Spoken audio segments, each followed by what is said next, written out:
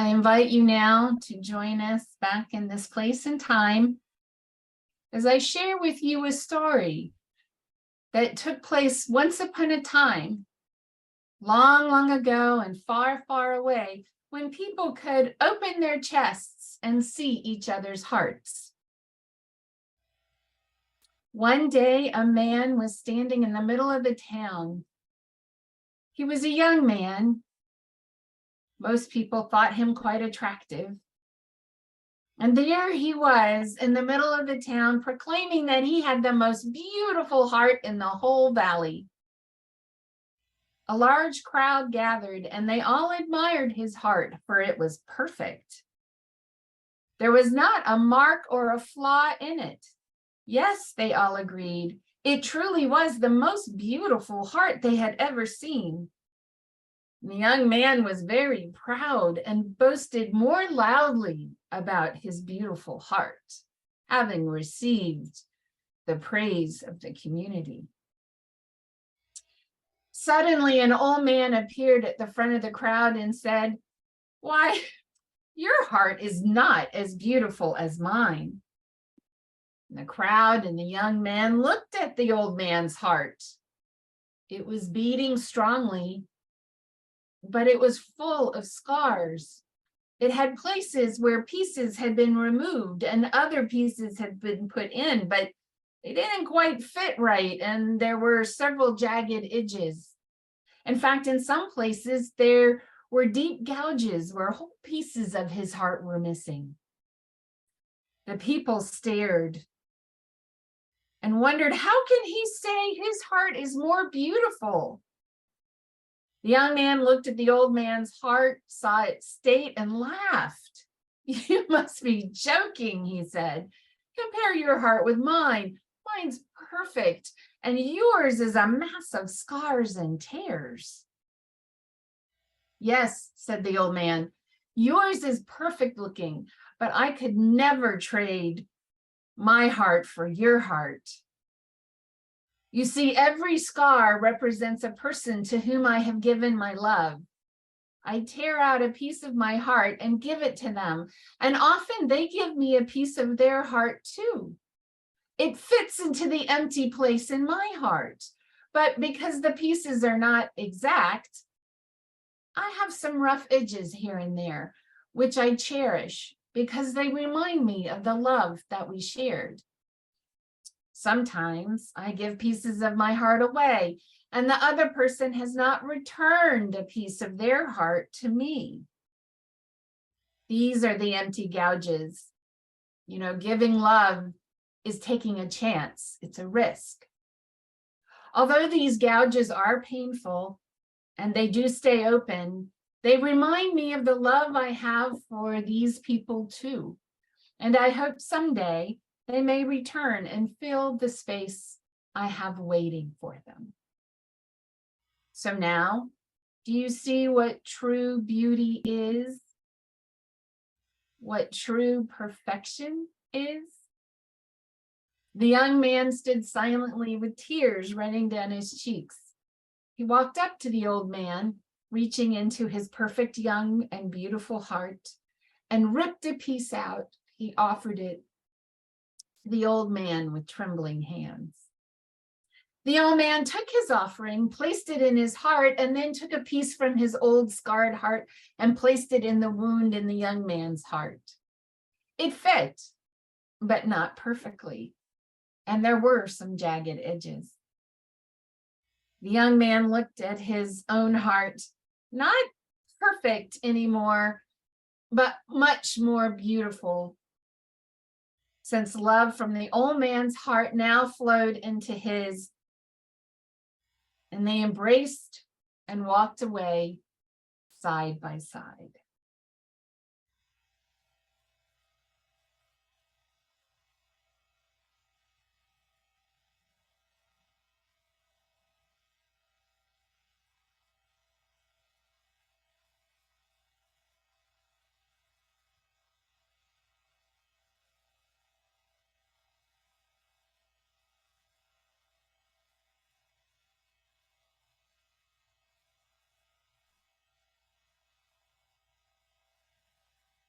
that story, as improbable as it may be, gives us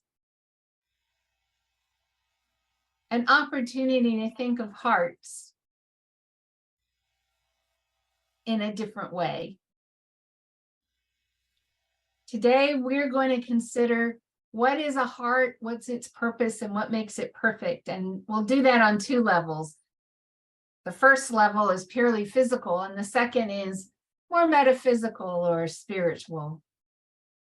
On the purely physical level, the heart is responsible for pumping blood into the entire circulatory system so that organs, tissues, and cells receive nutrients and oxygen, and so that waste such as carbon dioxide is eliminated.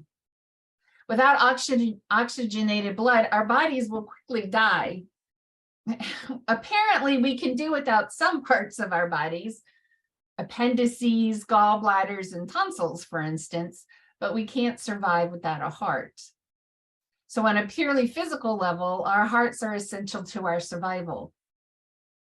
Modern medicine, ancient Hebrew, and Egyptian medicine, as well as traditional Chinese medicine, all agree on that. On another level, however, the ancients depart from the mostly physical way in which modern medicine understands the function of the heart. For the ancients, the heart is also the center of certain emotions and life forces. As Unitarian Universalists, we look to the Bible and other wisdom traditions for our inspiration and understanding.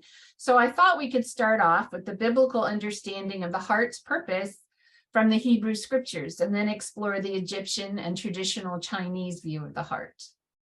Here's a short study of the Hebrew word for heart, lev.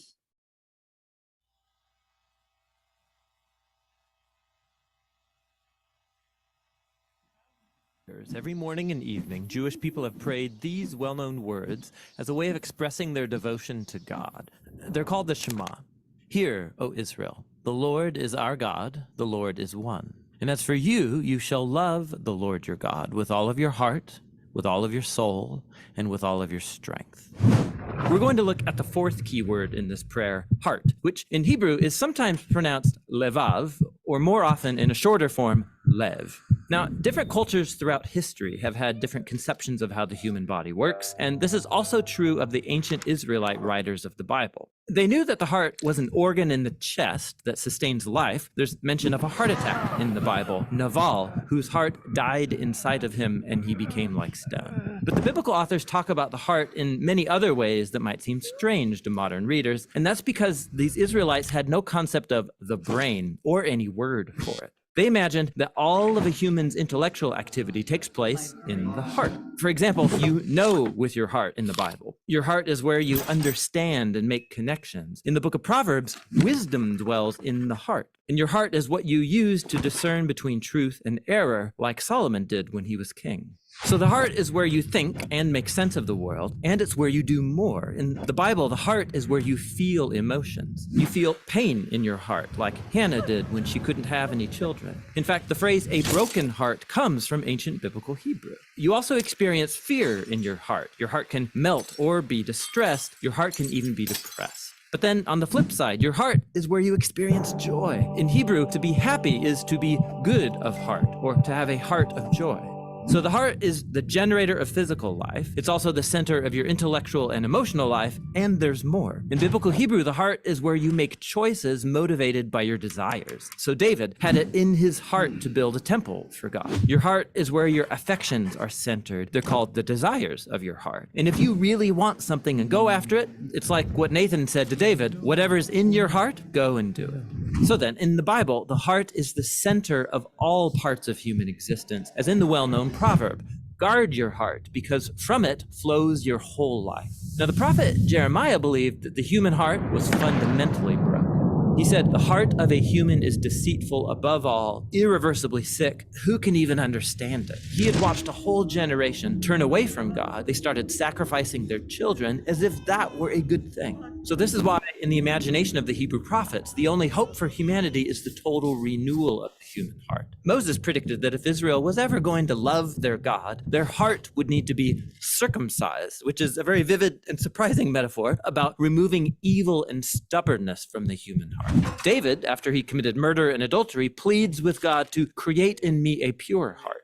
The prophet Ezekiel hoped for a day when God would remove the heart of stone and give his people a new heart of soft flesh, which is very similar to Jeremiah's hope that God would write the commands of the Torah on the hearts of his people. And that brings us all the way back to the Shema. Every day, God's people are called to devote to God their whole body and mind, their feelings and their desires, their future and their failures. This is what it means to love the Lord your God with all of your heart.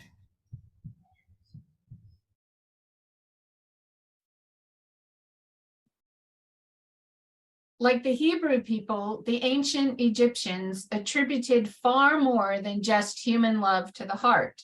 It was the source of human wisdom, all emotions, a person's memory, and the seat of the soul and personality. It could reveal the person's true character even after death, because it recorded all of the good and bad deeds that a person has done in a lifetime. Upon death, the heart was weighed against the feather of Ma'at, the goddess of truth and justice. If a person had led a good and decent life, the heart balanced with the feather, and the person was rendered worthy to live forever in paradise with Osiris. In traditional Chinese medicine, the heart is where the spirit, or Shen, resides. The spirit refers to a person's physical vitality, mental activity, as well as emotional state. In essence, the heart contains the spirit, and the spirit is responsible for a person's overall health and well-being. It's interesting that, like the ancient Hebrews and the ancient Egyptians, the ancient Chinese considered that the spirit residing in the heart controlled mental processes, such as perception, introspection, creativity, and imagination. One of the basic concepts in the Chinese medical theory is that the heart houses the mind. That is, that there's an inextricable link between a healthy heart and a sound mind. Not to be left out, the emotions are also connected to the spirit, which resides in the heart, especially joy. So, while current scientific thought attributes mental activities and in many cases emotional states to the brain, our language affirms the truth of our experiences, which is much closer to the concept of the ancients. For us anyway, our emotions emanate from the heart, such as when we say, "I love you," from the bottom of my heart. Like the ancient Chinese, we say we have a heart bursting with joy. And when the emotions of joy and love are almost too much to bear, we say that our hearts are full. When disappointed in love or life, like the ancient Hebrews, we say, "My heart is broken." Now, that hasn't always been the case, by the way. During Shakespeare's time, love was thought to emanate from one's liver. As an English major, I always thought that was a bit odd.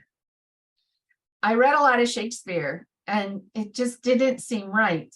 I understand why we associate the emotion of love with the heart organ. That's where we feel excitement of love as our pulse begins to race at the mention of our beloved's name, at least in early stages of romantic relationships. It's there in the heart, or at least in the chest area, that many people feel that deep connection between family, friends, and loved ones, especially in those moments when we share a special glance or we experience a tender touch.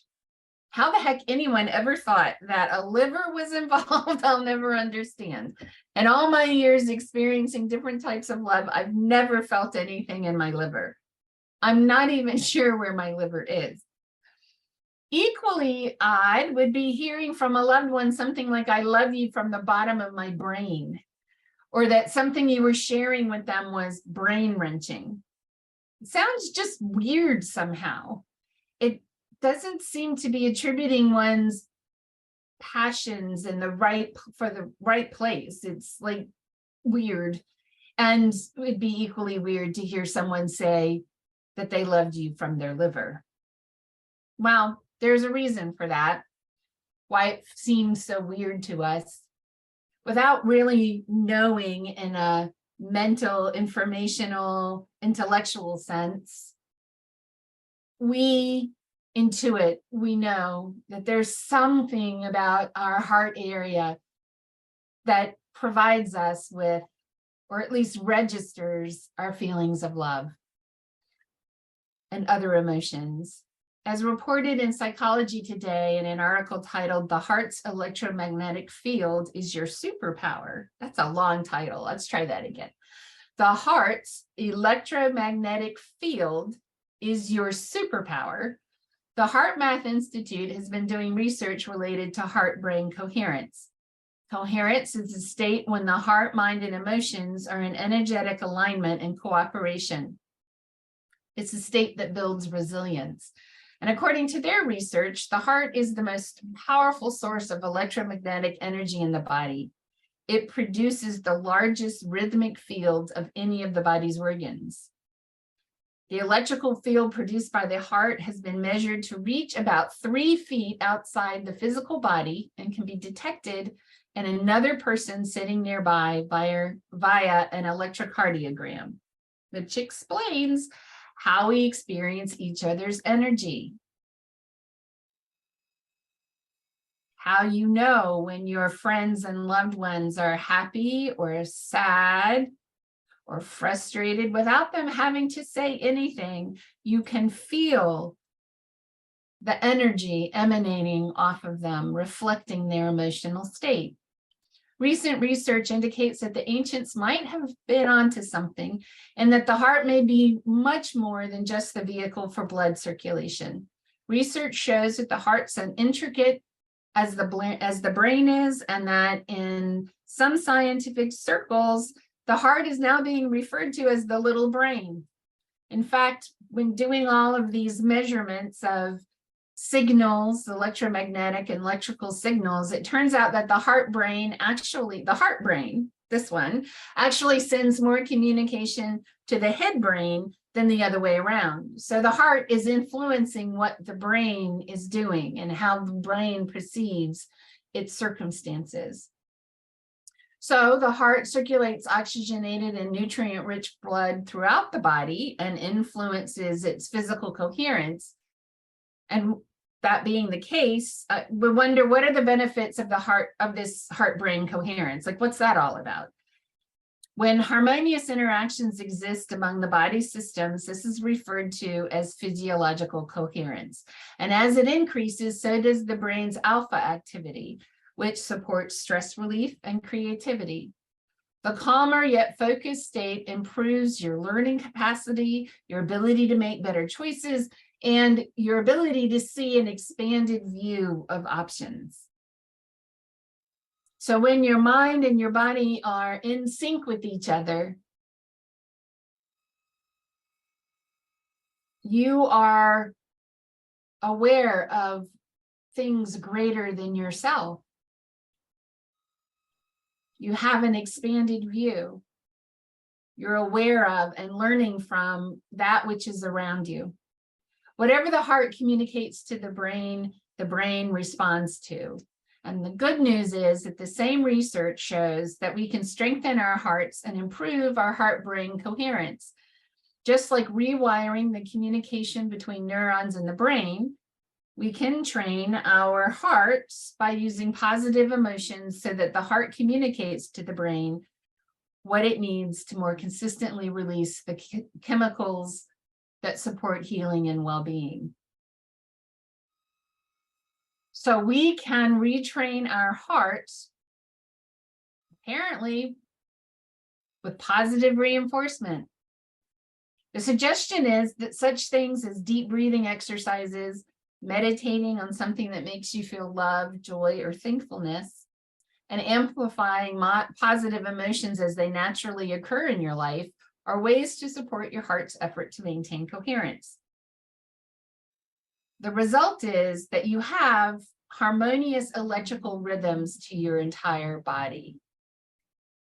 So it turns out that the ancients weren't entirely wrong about what the heart is and what it does. There is a direct connection between the health and well-being of your heart, the emotions that you are expressing through your heart, and the functionality, health, and well-being of your brain and your whole body.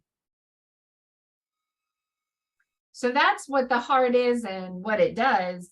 As for what makes for a perfect heart, like the old man in the parable of the perfect heart, I think a perfect heart is one that is supporting brain-heart coherence, has recorded many good deeds, and is well used, exhibiting the wear and tear of many loving relationships.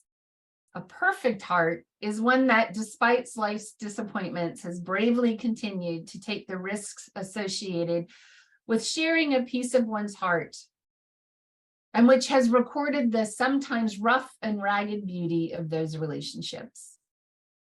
A perfect heart is one whose electromagnetic field reaches out to those around them, perhaps through invisible strings, sharing messages of compassion and love for everyone. Now that's a perfect heart. Amen, Ashe, and blessed be.